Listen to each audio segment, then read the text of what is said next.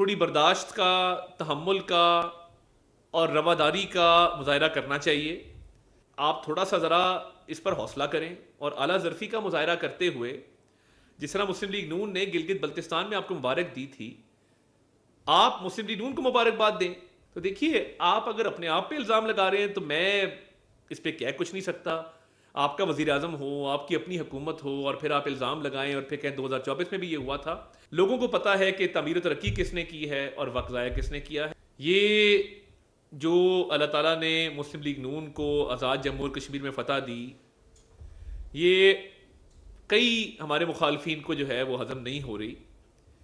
اور دیکھیے، ایک پولیٹیکل پروسیس، پولیٹیکل پارٹیز نے نہ صرف جلسے کیے، ایک پورا پولیٹیکل پروسیس آزاد جموں اور کشمیر میں، اور اس کے علاوہ جو مہاجرین کی سیٹیں ہیں ان پر ایک کمپلیٹ پولیٹیکل پروسیس جو ہے وہ چلا.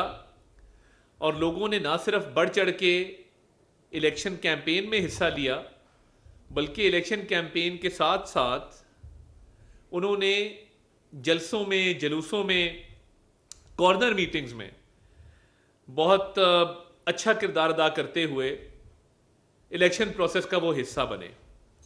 اور ہم یہ سمجھتے ہیں کہ جس طریقے سے وزیر اعظم شہباز شریف صاحب نے بہت اچھی روایت قائم کی کہ انہوں نے پاکستان پیپلز پارٹی کو گلگت بلتستان کے انتخابات میں کامیابی پر مبارکباد دی اور سب سے پہلے مبارکباد دی، تو میں یہ سمجھتا ہوں کہ یہ تھوڑی برداشت کا، تحمل کا اور رواداری کا مظاہرہ کرنا چاہیے.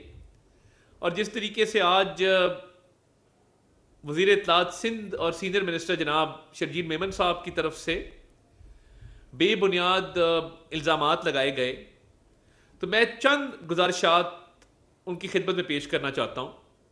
پہلی بات تو یہ کہ لوگوں نے جو فیصلہ کرنا تھا وہ تعمیر و ترقی پہ کرنا تھا. لوگوں نے جو فیصلہ کرنا تھا وہ اس بنیاد پہ کرنا تھا کہ کون سی سیاسی جماعت نے کشمیر کی عوام کو، کشمیر کو اپنی ترجیحات میں رکھا ہے، کس کا خدمت کا ایک ٹریک ریکارڈ ہے، اور کس سیاسی جماعت نے خدمت نہیں کی، اور شاید جہاں ان کی حکومت بھی ہے وہاں پر بھی معاملات بہت توجہ طلب ہیں. 2024 کے الیکشن پر سوال اٹھانا، تو کیا وہ سوال سندھ پہ نہیں اٹھتا اگر آپ وہ سوال اٹھاتے ہیں؟ اور اس کے بعد بے بنیاد الزامات لگانا تو کیا ہی اچھا ہوتا اگر ناقابل تردید ثبوت بھی پیش کیے جاتے، شواہد بھی پیش کیے جاتے، اور کہا جاتا کہ جی یہ شواہد ہیں، یہ ثبوت ہیں. دیکھیے، گلگت بلتستان کے الیکشن کے دوران ہمیں نظر آیا کہ پیپلز پارٹی کی کیمپین وہاں موجود تھی، پیپلز پارٹی کے رہنما وہاں موجود تھے، بلاول صاحب نے اچھی کیمپین چلائی، اس کا نتیجہ نکلا آزاد جموں اور کشمیر کے الیکشن میں مسلم لیگ نون کی قیادت میاں محمد نواز شریف صاحب نے اور ان کی پوری ٹیم نے جہاں جلسے کیے، کیمپین چلائی، اور ایک ہوا چلی مسلم لیگ نون کی، وہ بھی پوری دنیا نے دیکھی. تو آپ کیمپین بہتر کر لیتے، آپ معاملات کو بہتر طریقے سے چلا لیتے. تو یہ بالکل پولیٹیکل پوائنٹ سکورنگ جمہوری نظام میں ہوتی ہے، اور یہ پارٹ اینڈ پارسل ہے آف پالیٹکس. مگر الزام برائے الزام نہیں ہونا چاہیے، الزامات کے ساتھ شواہد اور ثبوت بھی ہونے چاہیے.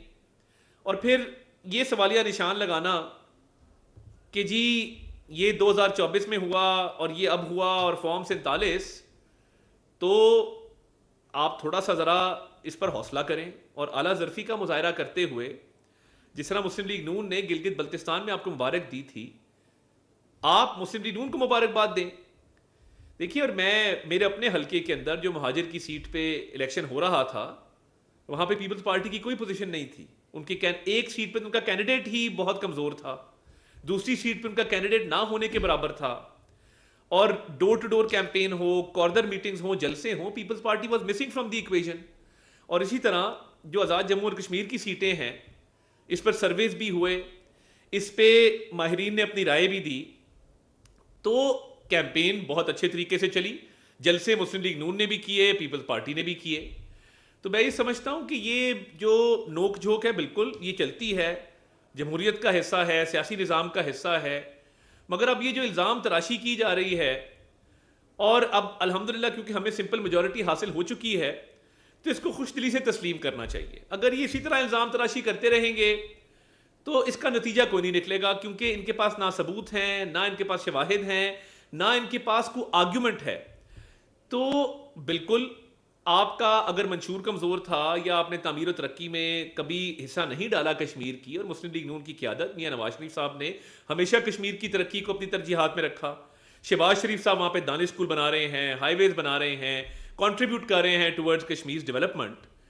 تو ہماری قیادت تو وہاں پر یہ نعرہ لے کر گئی تھی کہ پنجاب کے اندر بہت ڈیولپمنٹ ہوئی ہے تمام مسلم لیگ نون کے ادوار میں، شہباز شریف صاحب کے دور میں بھی، مریم نواز شریف صاحبہ کے دور میں بھی.